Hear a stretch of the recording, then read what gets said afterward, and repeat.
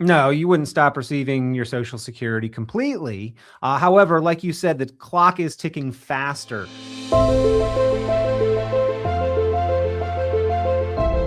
Peter, hello. Good to see you. Welcome back, everyone. Big Social Security news. Social Security insolvency now projected for 2032, which means you could see your benefit cut by 22%. So the clock is ticking faster for American workers and seniors.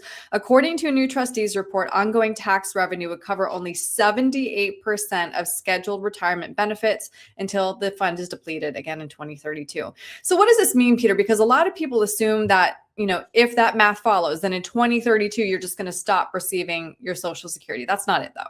No, you wouldn't stop receiving your Social Security completely.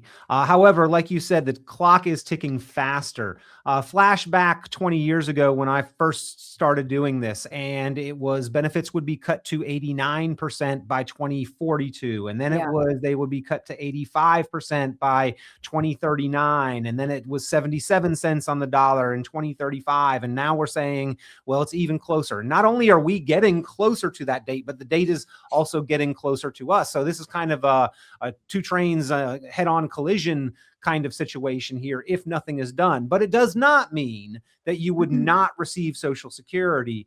Rather, it turns into a pay-as-we-go system. Now, enough Social Security was theoretically collected along the way that extra was supposed to be put into a trust fund, and had they been responsible with that and left it intact and invested it, we all would still be okay, but they did not. They raided that trust fund to cover other government expenditures. And so here we are where the trust fund is scheduled to run out sooner than anticipated.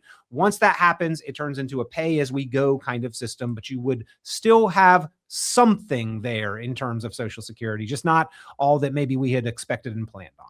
And we're going to talk more about that pay as we go in a second, but I just want to talk through the numbers a little bit more because the average person could see their benefit check slashed by $500. That's according to the Committee for a Responsible Federal Budget. Does this news mean, stop the presses, everybody, that we should be claiming Social Security at 62? Get it while the getting's good. Yeah, no, it does not. Because if you claim at 62, you reduce your own personal individual benefit.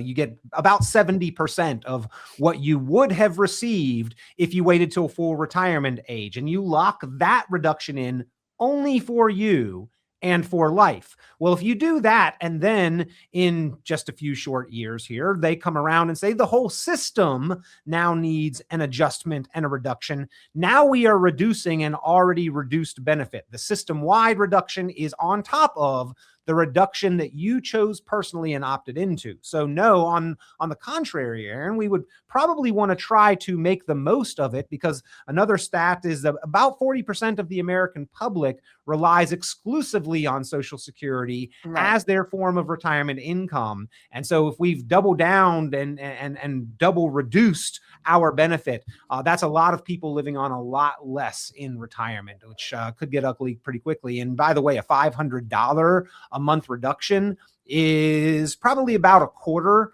of the average benefit that people are receiving. So it's a substantial reduction that would impact a lot of people.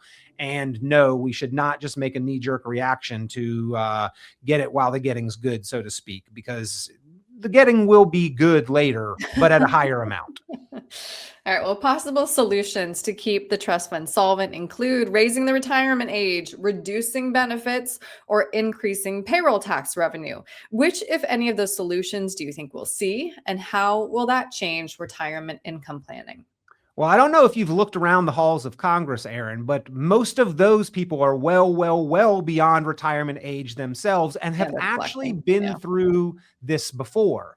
Most of them are so seniored at this point in time that they've been around for a couple changes to Social Security, and they kept their job. That's the most important part of this, that they realize they can make small, subtle changes to Social Security and still be able to get reelected, that there was not a coup in the streets. So back in 1983, under the Reagan administration, they made Social Security 50% taxable. 50% of it is included in your taxable income. Not that they take 50%, but 50% goes into the equation.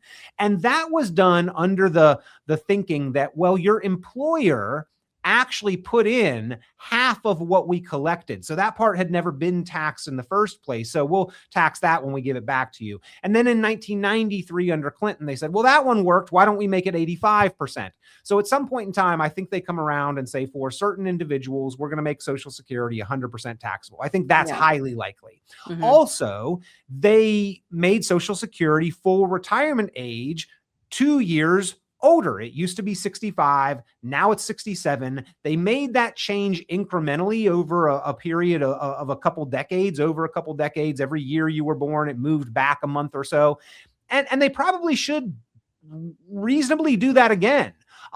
Life expectancies have extended far, far beyond what Social Security full retirement age has been extended to. So at a certain point in time, I do expect that they will say, hey, we're going to have to graduate this thing again and move it up a couple more years or a few more years. I think that both of those are coming, whether or not they're right or reasonable. But another one is there is a cap on how much you earn and then stop paying into Social Security. So somebody earning about $170,000 a year pays in on 100% of their income, where somebody earning $17 million a year only pays in on 1% of their income. Right. Not that we're going to make Social Security account for $17 million of income or try to replace it, but I do think that at a certain point in time, it is a reasonable conversation to say, should somebody have this cap or should it be quite as low as it is? I think those things will ultimately be discussed. But like I said, we are two trains heading on the same track in a direction with an impending collision. And the more time they take to build a different track or reroute, the worse this collision is going to end up being. So these people who have had such experience in Congress that they know how to negotiate these things, or should, better get negotiating, or our options become worse and worse. Well, and that does bring me to our last question, because I feel like the pat answer for a lot of people is, oh, Congress would never let this happen. There's no way, the seniors would be marching in the streets of Washington. So just to go back to the math of how this is funded, Social Security benefits are funded by payroll tax receipts along with the trust fund. So once the trust fund is tapped out, the federal government would only be able to pay benefits equal to incoming payroll tax revenue under current law, meaning that those benefits would face cuts without any action from Congress. And I can see a lot of lawmakers throwing up their hands, right, and saying, well, we can't reach a deal. So assuming that that is a very real possibility, what do we do? Yeah, they can turn around after the fact when it happens and say, well, I didn't do that. Right. Yeah. We didn't do that. That was already in place. And I unfortunately think that there are a lot of political gamesmanships implications going into this. They can't agree on anything in the public eye. Behind closed doors, they actually from time to time do get some things done and passed almost unanimously. Those are never the things that make the headlines. But why are we not acting on this sooner rather than later to avoid this? I unfortunately think it's going to be a lot of finger pointing. Oh, the other person did this. Oh, this was already in place. Throwing up their hands and saying, well, we didn't do this because it was a de facto part of the laws that were passed so long ago. But right, yeah, Congress does not have to do anything, and it automatically happens is kind of an unfortunate excuse for them not to do anything, which is a scary factor and fact about this. Yeah, no, it's interesting to talk this all through. And I'm glad that we have the time to, again, talk through these options because there's a lot of them that could really affect people who are planning to retire soon. Again, raising the retirement age, decreasing benefits. So, Peter, if somebody would like to talk through how any of these proposed changes could affect them or what they should plan on counting on instead of Social Security, what's the best way to reach you? Well, the reality is this is going to affect a lot of people. Yeah. Almost all of us. We count on Social Security. And so you need to make a well thought through and informed decision for you. And an optimal decision versus one that is just kind of, I'm going to take it because I can, and not really thinking this through, can be the difference in several hundreds of thousands of dollars over our retirement lifespan. And we really need to try to make the most of this benefit because it is so important to so many people. We all count and rely on it. And again, it's part of the optimized retirement plan that we put together for our clients, is looking at and strategizing around how to use Social Security effectively to try to preserve and protect as much of our personal net worth as possible. And ultimately, that is our answer and our recourse, is that if Social Security is paying less, we have to have more. The Right. burden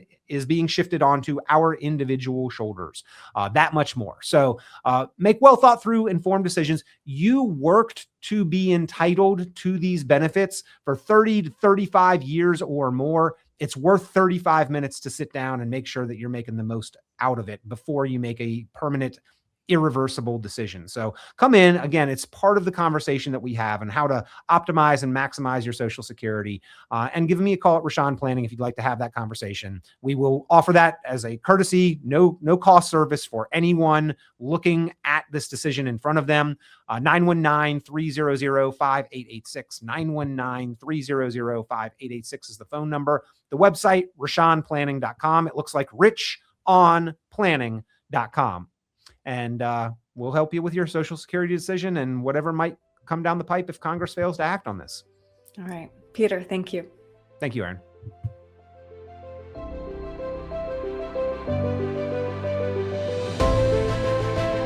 Hey folks, Peter Richon here with Richon Planning. So glad that you are enjoying the podcast, Planning Matters Radio. You know, one of the tools that we've put out there that people really seem to appreciate and really are finding of value is at 919retired.com. It is your retirement tax bill calculator. If you've got any kind of retirement account, your tax deferred, 401k or IRA, this is the website, this is the resource where you can go, you can plug in your own numbers, your information, you can slide the tool calculator up and down for your tax rate or your amount of savings and see what your tax bill is likely to be if you default and defer to the IRS's plan versus what you could potentially bring that tax bill down to. A lot of times it is a very significant savings. So if you have not yet, go to the website 919retired.com, run your numbers on the retirement tax bill calculator. This has been Planning Matters Radio. The content of this radio show is provided for informational purposes only and is not a solicitation or recommendation of any investment strategy. You are encouraged to seek investment, tax, or legal advice from an independent professional advisor. Any investments and/or investment strategies mentioned involve risk, including the possible loss of principal. Advisory services offered through Brookzone Capital Management, a registered investment advisor. Fiduciary duty extends solely to investment advisory advice and does not extend to other activities such as insurance or broker-dealer services. Advisory clients are charged a quarterly fee for assets under management, while insurance products pay a commission, which may result in a conflict of interest regarding compensation. Peter Richon and Richon Planning are not affiliated with nor endorsed by the Social Security Administration or any other government agency.